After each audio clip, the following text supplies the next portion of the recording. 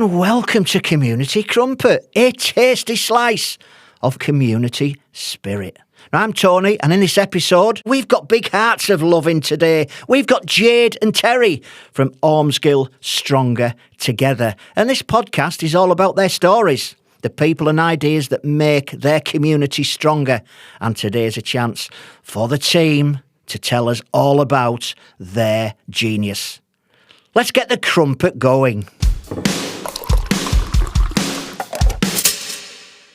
This episode is supported by BAE Systems, helping make space for conversations like this across our community. Jade, Terri, good morning. It's great to see you in today. How are you? Good morning, Tony. Morning, Tony. Good, thanks. I tell you what, it's just been a bag of laughs till we get to this point when they've come in, they've had the coffee and all that. But I tell you what, there's lots of good things to talk about. Oak Tree Award winners 2023, Warm Hub Group Project finalist 2026. You are up there with the best of the best with what you do. Tell us a little bit about your organisation. We are a community-focused group that have our community at heart. We like to improve wellbeing, social isolation, stop loneliness. We just like a bit of everything. We like to keep everybody company and look after our community. You're liking a little bit of everything, but from what I know, what everybody says, you do everything. You do everything in the community, and that's why you're here. That's why you get the awards. That's why you get nominated. You are top people. Now, you're based at Ormsgill Community Centre. How did you come across getting that place? Well, Simonetta, I met her in 2018 doing a litter pick. So she'd organised this community litter pick. So I took my daughter, and then she got talking to me and she was like, we really need to get this community centre back to the community. Yeah. And I was like, yeah, I've always wanted that because I was on the youth committee when I was younger. And then it just went off from there. It is, and it's so the idea is just sparked. There's a building there. We can make better use of this building. We can do something for the community. And by you've actually done that. Perfect. And it's on a bus route as well. And a lot of things now, when things are kicking off in the town, it's kind of think, is it on a bus route for people to get there if they don't want to travel in the car or it's too far to walk? So it's absolutely perfect. Now then, I've been on your website and I've had a little look. Working for the community to make Ormsgill a better place to live and be. That is a fantastic strapline. Yeah. Yep, it's perfect. And I think you're living that out absolutely perfect. So you're holding regular activities. Give us a flavour of some of those activities. So on a Monday, we run the Warm Hub in the morning as well as the community fridge. Anybody's welcome. They can come to the community fridge first and get what they need or what they want and stop it from going to landfill. Then we do the Warm Hub where they can come in, have a piece of toast and a brew, enjoy the company of people. We then also have the Chill Hub. Yep, and then the youth club. So your Chill Hub, what's that about? I'm a bit not It's so more sure. family based. It's so we started off. We wanted to start doing a youth club, but the younger kids were wanting to come. So if they're under 8, they have to come with a parent. So we sort of like turned it into a family sort of group rather than. So we took those from 11 and over into a youth club because they were like a bit more boisterous. So now the Chill Hub, it's like family based, like just chill together and have the tea and Sounds absolutely fantastic. So just to pick up on that, you know, through your regular activities, and you've got your fridge and food there available. Where does your food stuff come from? Who's donating the things to you? Quite a different supermarket. So our main ones are Tesco's and the co-ops. So we go and we have collectors every night go and collecting the food, and then they bring it back to the community centre, put it all away at night. This is what people don't see. So it's quite nice that we're able to talk about that today. This is the usual thing, ladies. There's always people behind a successful organisation just beavering away in the background doing loads of stuff. One of the things there regards the food, and this is the difficult question really, how many people are actually now using the service for food? We have people queuing up outside from like 7 o'clock in the morning. We don't open until 9. and we get 40 to 50 a day using it. I know, and we're in 2026. How can that be? But again, we are where we are, but people like you doing what you're actually doing makes it a lot easier for our communities. So again, and I call people like you two ladies absolute angels with the support that you are giving to communities, because more and more people out there need support from people like you. And there's not enough people like you. There really isn't, you know. So for people like you, we are really, really blessed. So your community fridge, your community garden. Yeah, the community garden, it's been like a couple of year process. There's been a few stop and starts with it because of legal reasons and stuff. But it's finished and it's ready to be open to the public, hopefully this summer. Okay, so whereabouts is your community garden then? On the corner of Hazelgill and Middlefield. Yeah. And it was a bit of land, it's actually on my street, but it was a bit of land that was being used as like a cut through for drug users. So the police were struggling to catch them. And so we wanted that space taken off. So that's when we put in to do the community garden. Right, okay. So what have you actually got on your community garden and what you're going to be doing, developing, growing? Yeah, so we've got like loads of different plants. We've got seating areas. Yeah. We've got bug houses. There's all sorts going on. It's just like a place to relax, and because it's when you go in there and sit down on a really good day, all you can hear is all the birds twittering, and it's so relaxing and just peaceful. A beautiful place to be.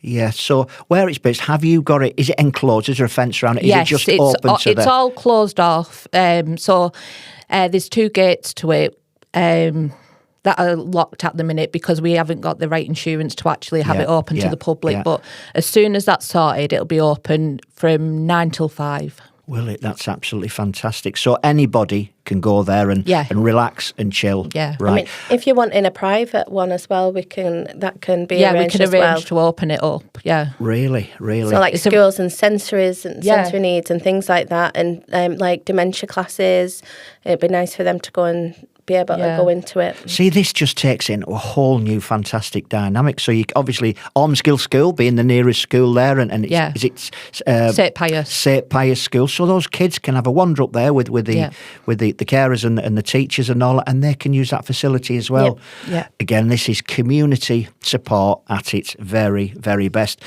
So just saying about antisocial behaviour, because that would be always one of my feelings, that you've got this beautiful place for people to enjoy and to de-stress, and there's always that worry that it can get vandalised. Have you got a good relationship with the police in the area? So before we redeveloped the garden, it was used as like a tip. So people used to put their rubbish and just dump stuff there. And to be honest, we have been so lucky they haven't even touched it. In the 5 years, it's been 5 years, hasn't it, since we've been doing it up, and no one's been in and vandalised anything. Well, I'm probably going to suggest that they haven't vandalised it and nobody's touched anything, and that's down to the respect that you two ladies hold in the community. And it is a very tight-knit community, is Ormsgill, and I presume now the pair of yous cannot walk round the streets of Ormsgill with your head down and people not shouting, all right, what's happening, this, that and the other. You're probably like the sporting, music, rock star, superstars walking about with doing what you're actually doing in the community. And I bet you get that, don't you, off residents? Yeah. They will look up to you with real pride with what you're doing. And again, this is why, you get these awards, but this is why you're held in so much respect. Now, this is one of mine as well. Again, in 2026, Winter Warm Hub. They're happening all over the area. You've got one at Ormsgill Community Centre. How well is that working? Well, that's actually pretty good, but we actually got funding for the warm hubs back just after COVID, and the funding only lasted a year. So because it was so many winter people, though, wasn't it? Just through the winter. And then because so many people turned up and they formed these little friendships, we decided not to end the warm hubs and continue throughout the year. So now we run it just by ourselves because they made all these friendships and we couldn't just let them fade away. Yeah. So now they just come and enjoy each other's company. So how did COVID affect the running of your organisation? We were sort of running then, were we? We were running through Friends of Ormsgill Schools, so and then we hadn't actually got the centre back because the centre was being redeveloped, wasn't it? And loads of work was being done, so it didn't really affect us because we hadn't actually started then. So as we were coming out of COVID, that's when we got the initial funding, and that's when we got back into the centre. We got the Right, so because there's so many organisations, they're running up before COVID. COVID hits, then all of a sudden they take a dive, which is a real shame. And some of them are probably just getting back on their feet now, and it is a real shame. And that's happened to a lot of organisations. But I know something that's taken off over the last few months, and it is you are a founding member of Furness Community Network. Give us the start to where you are now with that and the other groups that are involved. Well, originally, because we used to speak about this quite often, to know what the rest of the town was up to, because, we concentrated on the Ormsgill area, but we also, with the fair share and obviously the food share, we was just a bit curious to what was happening around. So we asked for a meeting, and could we meet up with some of the other groups? Now, we already did a bit of sharing resources with some of the other community groups. So we brought them together, and we, Sim and Bev and Kev Bell. Bell, Brought us all together. And we get to share resources now, and we get to information as well. And there was some of the stuff that we were doing, another group was doing on the same day, so it clashed. Duplicating. Now we try and spread it around so people have got somewhere to go. More or all less the time. every day. Every day. I mean, that's great as well, that people have somewhere heavy to go. But Sim and Kev, just for the listeners to know, they're part of the community team in West London Furness Council, and they are great advocates and supporters of community organisations. And of course, Bev Morgan, who is the councillor for Ormsgill. You've got great people there supporting you moving forward, and of course, some of the other organisations number, is it about 10 of yous into the 10, there's a little bit more now. To 18 now. 18 groups, because the 10 of us are the main, but we've linked in with others just to help. It's just to help, isn't it, really, and get more support for each organisation. It is, and it sounds so simple, but it is so powerful in today's community work and community support for everybody. We have learnt, though, obviously these 10 organisations, what we have come to the conclusion is that food is a big source. So each group have come to realise that food brings everybody together. It certainly does. And you see it on the news where people are going, let's say, the big long queues, and people going with their bags and getting stuff and going back home and all. It is a sad state of affairs that we are, and we have to go through that. But again, with your kind of management and mindset to do that, I'm sure a lot of the residents are really starting to get back on their feet as well with your support with food. Such a simple thing in life that we have to do, but it's so powerful with what you're actually doing to support them. And I guess the amount of food that comes in, it goes out very, very quickly as well. Yeah, that's right. Yeah. We're also trying to get a minibus between us, because we have these 10 organisations, which we can't take our groups to Abbotsvale Oasis because we haven't got the transport, and they can't come to us for like a session, wellbeing group or anything like that. So we're trying to get this minibus. We're trying to apply for funding to get this minibus so we can go and do Well, again, great ideas, and I'm sure you will get there, moving forward. I know Furness Locality Board are aware of that, and hopefully we can support you moving forward with that, because that will help all the organisations. And again, transport seems to be very, very expensive. It does. And when you are working on a tight budget, you can't always get there. Your two schools, do you get a lot of support of your schools? We've just actually done a project with Ormsgill Primary School, so we were doing cooking lessons, so we've worked in partnership with them. So they've donated some slow cookers, so then they wanted to teach, obviously, because we was getting stuff in at the community fridge that some of the people that attend was like, what do you do with that? How do you cook that? So we decided, obviously, to try something a bit different, and we brought some of the parents in from the school and helped them learn to cook some different meals that they'd initially never cooked before, or they wanted to try some different stuff up. So Ormsgill School donated some slow cookers, so we give them out at the end of the course. That is absolutely mind-blowing. You take it for granted that everybody's pretty much savvy at a cooker and all that. I mean, hey, listen, I can cook a mean tin of beans and all that and stick it on a bit of toast and all that. That's about as far as I get and all that. So you don't really think about, I think I'm a cook because I can do that. Yeah. But again, it expands out of that. So, I mean, wow, that is one programme that I didn't know about, and that is fantastic. So you're getting kids and parents coming in and doing a bit of cooking in your community centre? We do it with the youth club as well. So we've been teaching the youth club kids how to cook certain meals. You tell them about the jar. The jar? So, yeah, What's jar. the tale? So one of the children, we let them choose what they would like to cook. And one of the young lads wanted to make a spaghetti bolognese. So he comes in, I said, right, can you please tell me what ingredients you need to get so we can go and purchase it? And he was like, you need mincemeat, spaghetti and a jar. And I was like, that's not from scratch. I said, what do you need? What is made with the jar? What is inside that jar? It was like the bolognese sauce. I said, right, but we need the ingredients. What we're going to cook with this jar? I said, we have to make it from scratch, so we need like passata and onions. And he was like, well, what on earth is that?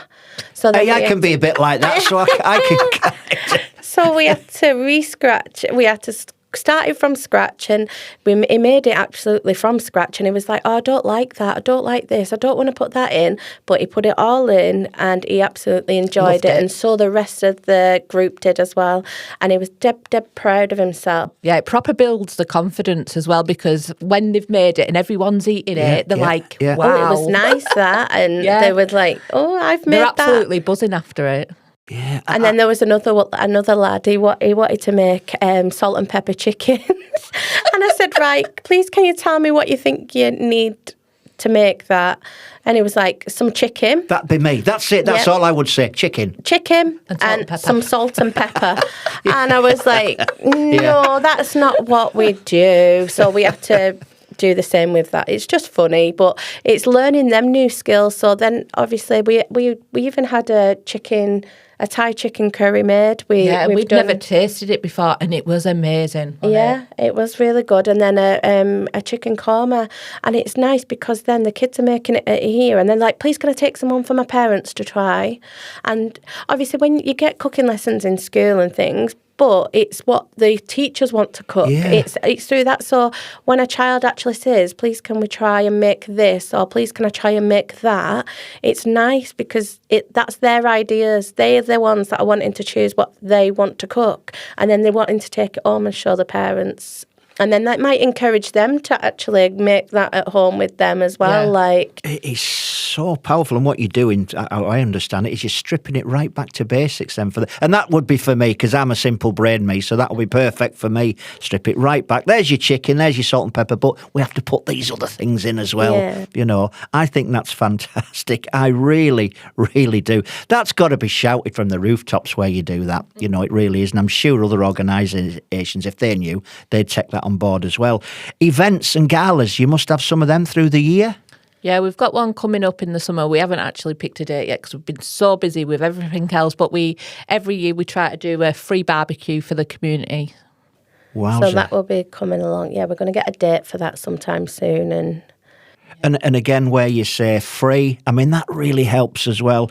Even just levying a small price on some people is probably outside of their budget. So to be able to do that free, I guess you're getting support from other suppliers to give you food and meat. Yeah, we've not addressed anyone. We've not actually because we always try and beg, borrow, and steal just from ourselves. Yeah, so we try and do what we can, but obviously we're going to try and do it this year again, where the barbecue's free, but maybe little bits of tombola and stuff, just to bring some money back in what we've paid out for the thing. So then it's optional, because you have some families with say they have 5 kids, they can't afford to pay Absolutely. the money out. Absolutely. So, yeah. Especially on food, because that's a big part. Like when you can go to an event, but it's the food that's the most expensive bit. So if you've got them 5 kids and you're paying £2-3 a burger or something like that, it all adds up. By the time you've bought them that, your money's gone, hasn't it? So that's crikey. And I presume you'd probably get a lot of people coming to your barbecue as well, wouldn't you? We had 123 last year. Wow. I mean, that's the people are actually wanting to come to your organisation. Yeah. You know, and if people didn't like you two and your team behind you, they wouldn't come. They'd go elsewhere. Again, that's the strength of what you're actually doing and how much people love and care about the work that you're doing. It is so, so powerful in the community. Another little arm that you have as well is the youth club. Give us a full lowdown of youth club. So the youth club started because we noticed that when the older ones was mixing with the younger ones, they was getting a bit boisterous and things where some of the kids have sensory needs as well, so they need a bit of quiet. Where the older ones obviously are a bit more louder. So we decided to split the group in 2. We didn't know how it would work at first, but it actually works really, really well. We did... Like with the cooking lessons with the older ones, where we don't initially do cooking lessons with the younger ones, but we do different small activities. But it has reduced the crime rate in Ormsgill by 80%, I believe. Yeah, that's what the Crime Commissioner announced on a video on Facebook. I mean, that is perfect. I mean, go on, give us a little bit more about that. Yeah, well, the Crime Commissioner actually gave us some funding to start up the youth club. And rightly so. Yes. And rightly so. And so he gave us some funding and we bought punching bags, throwing, and karaoke. I can't remember everything that we bought, but he's paid for some of the food as well. So that got us started on the youth club. Yeah, and then since we started the youth club, he released a video and said that the crime rate in Ormsgill has been reduced by 80%. That is huge success story. And I guess that's because you're getting the school kids to come into your environment, you're getting the youth coming into your environment. They immediately see you two and your team behind you doing all the great things, and their mindset will probably change significantly, because you tend to get, the Sky News, and there are other news outlets, by the way, people. So these news outlets that are on the TV and they're showing different areas, and people are saying, there's never anything to do, there's nothing to do. And maybe that is aligned to maybe some of the antisocial behaviour that goes on in their area. So it shows you that with the right people doing the right programmes, bringing people in, getting everybody having that community feel, it brings the ASB right down. I mean, that is absolute magic, not to me and everybody else, but the police must be jumping up and down with that sort of stuff. Really are. Simple stuff, but very, very powerful. I touched up on your sensory programme.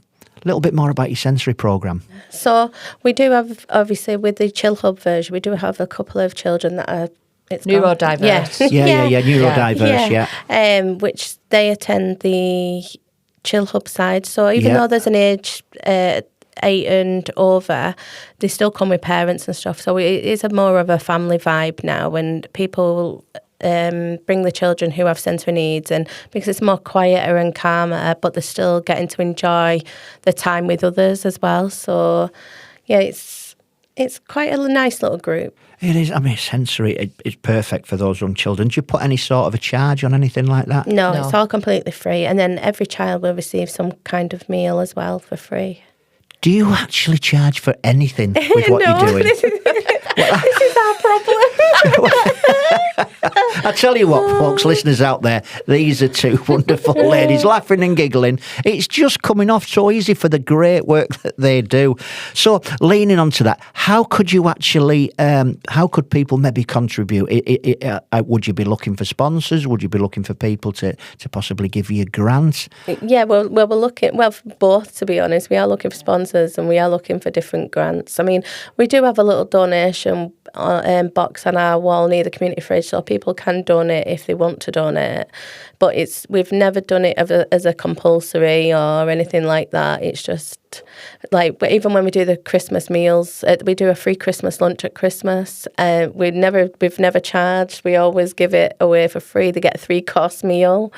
You two people are absolutely priceless in a Christmas meal. I mean, again, tough times for a lot of people. To be able to go to your organisation, have a Christmas meal, I mean, I presume you get a good number of people coming in and you get that festive spirit. Yeah, and we do give them all a gift as well at Christmas, but we got nominated for the Dunelm Gift of Joy. Yes, So we've got donated them a few times, and we like to Love give Barrow everybody. Award as well. Yeah, they helped helped this year out as well with some donations of gifts. Yeah. For the children as well. Yeah.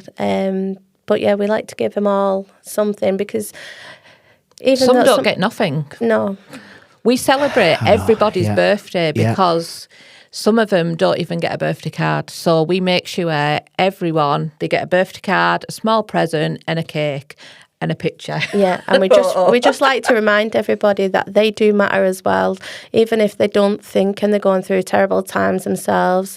We just like to make sure that they realise that they are valued as a person. Right. I never felt left out. Oh, listen, it's absolutely music hearing what you're actually saying. Your age group. So, are you going from what age group that come in at the bottom end? I suppose it's nursery kids, and do you go right up to us? I mean, I'm 60 and I'm classing myself as an old fogey now. So, I mean, what above 60? Our eldest is 86. Wow. So we have a wellbeing group on a Tuesday. Okay, your wellbeing group. So the wellbeing group, we have about 30 that attend that regularly.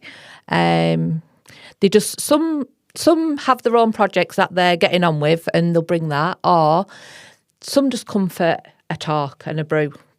Don't bring anything, don't want to do anything. They just so want simple. to talk, yeah. Oh, brilliant. So, they'll come for that, and sometimes we'll put on a project ourselves.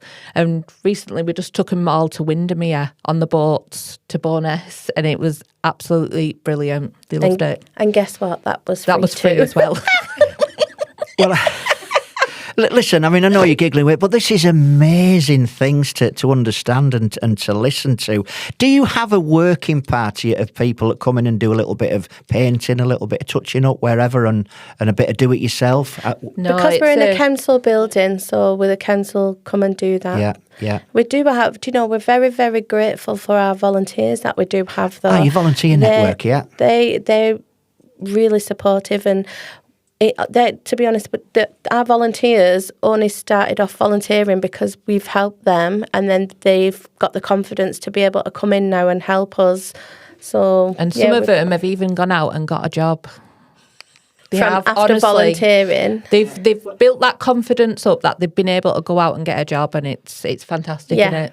I'm actually starting to think now, I wonder how I can catch these ladies out and say, do you do this? And they say, oh no, we don't do that. It looks like you are doing everything you can possibly think of. Let's think, do you do a bingo night? Anything like that? Yes, yeah. Monthly bingo we night. We love our bingo night.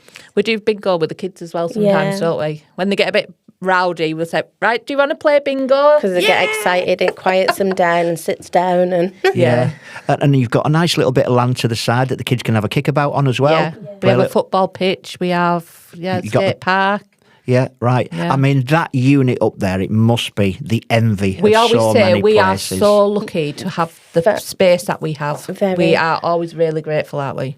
But you two ladies and a team behind you are making really good use of that centre and obviously the space. How many hours each week on average are you two putting in? And I mean, I guess you've got other jobs as well and all that. We're like 40 odd hours. On a Monday is one of our busiest days, so Crazy. we can go be in the centre from 8:30 in the morning till 9:30 at night. Yeah. That's just on a Monday. That's our longest day, yeah. And then we're back in at 8:30 in the morning. Yeah.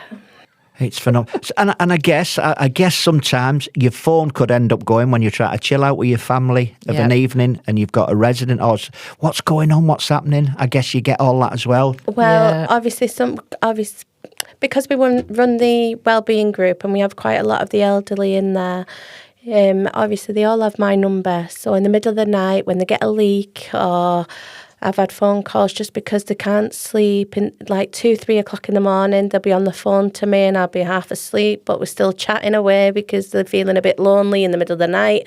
It doesn't stop. So people think they've got a 9-to-5 job. This isn't a 9-to-5 thing. It's 24 hours where they have our phone number. They'll ring us if they need us. And we stood outside someone's house for 7 hours one day because we were really worried about him. We hadn't seen him for two weeks. So we went over and we were knocking on the door, trying to find the front of his flat, and we just couldn't find him. And I mean, well, this is what this podcast is all about. The stuff that you're saying is absolutely phenomenal. And just, so you've engaged with the University of Lancashire and you've connected communities research with Dr. Suzanne Wilson. What did that entail?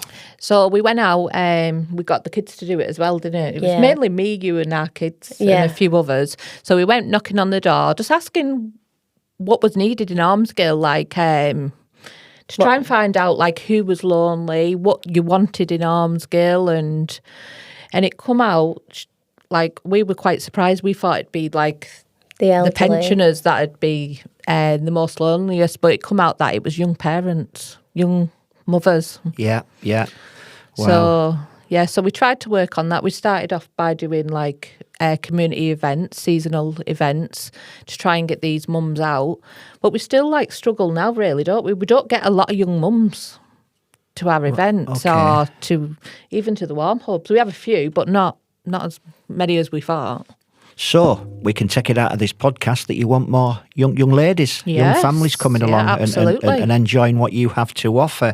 So on that then, I mean, you can ask for a plea for help now and all that with people maybe as a working group to do what, or to come and enjoy, or support financially, or support with, what would you like? Plea for help? Well, it's not plead for help. It's just if they're feeling lonely and they've got nowhere else to go, or initially, like you said, obviously, if a young mum has got a child and they're scared to go to different groups and things, just walking through the door is scary enough for the parent. So obviously we are friendly, we're very friendly, and we want people to just come and enjoy themselves and be able to de-stress. And everyone's welcome, and everyone that attends, they're so friendly, aren't they? They get on with absolutely everyone. So the minute you walk through the door, they're there. I have to say, people in the community team based in Barrow Town Hall, and the likes of Bill McEwen and Derek and Bev and all that, they sing your praises all the time. And that's because you're doing an absolute fantastic job. It has been an absolute pleasure talking to you two ladies. I mean, we could probably talk on all day about the great stuff that you do, but I'm just going to try and catch you on the up a little bit here with a final question, see what your thoughts are. I'm going to give each one of you a golden wand. You can do anything with that golden wand for yourself, for the community, or change something within the world. Anything you want. Who's off first? I'd go with world peace. I'm sick to death of hearing about wars and stuff. I want world peace. You just put a right smile on my face saying it, honestly, because listen, on the news this morning, it's chaos all over the world. We don't know what's happening with the person that's managing America. It seems to be chaos, and we're suffering because of that. Yeah. So to have world peace, I think that is absolutely top draw. You've got to top that now. Well, I was actually agree. No, I was actually just going to say the same thing, but on another note, we do always get people come and say, we really appreciate what you do in the community. Our response has always been the same. By letting us help you has helped me and Jade so much by just letting us help you. So if that's all what it comes to, just let us help you, because it's helped us in so many ways with our own mental health. And I probably wouldn't have been here doing this today. I was nervous about coming in and stuff, but I didn't even used to hardly speak. So it's helped me so much. Hey, well, we've just gone through 30 minutes just like that. We used to, honestly. That's because you've had so much good stuff to talk about, and it is fantastic. It's been an absolute privilege for you to come in today and for me to listen to the fantastic stuff that you do up at Ormsgill Stronger Together. Listeners, Jade and Terri from Ormsgill Stronger Together, what a pair of angels. Thank you very, very much for coming in today. Thank you. You're welcome. Thank you. The giggles just keep coming on, folks. Thank you very much for listening in today. You've been listening to Community Crumpet, a tasty slice of community spirit. If something in this episode resonated, share it with someone who'd appreciate it, or keep the conversation going wherever you are. Community Crumpet is developed by Love Barrow Community Awards CIC, celebrating and supporting the people and stories that make our community what it is. Thanks for listening.